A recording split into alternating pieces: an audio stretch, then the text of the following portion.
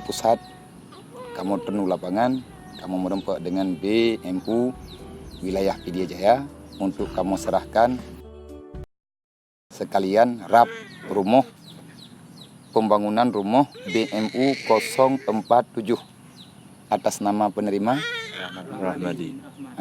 Tunku Rahmadi bin Ahmad yang disaksikan di ahli keluarga juga Bapak Beci dan pengurus Pidie Jaya, BMU Pidie Jaya.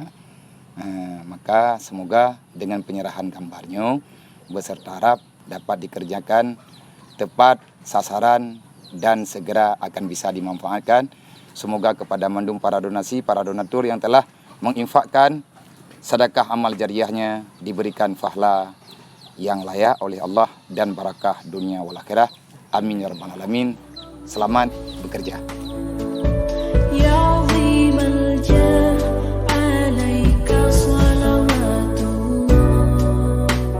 Semoga kita bisa membantu apa yang bisa.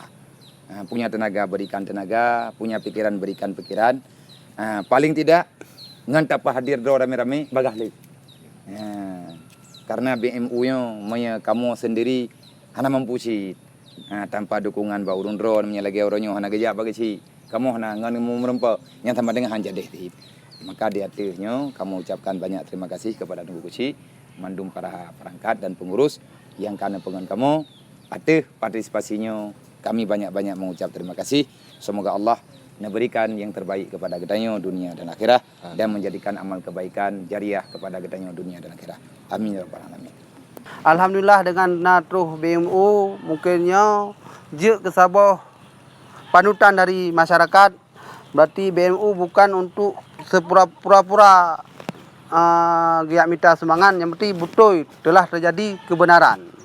Kami pihak keluarga mengucapkan ribuan terima kasih kepada seluruh donatur dari masyarakat yang kami sembangkan sedekah dari manapun, kaum muslimin, kaum muslimat yang kami beri bantuan sehingga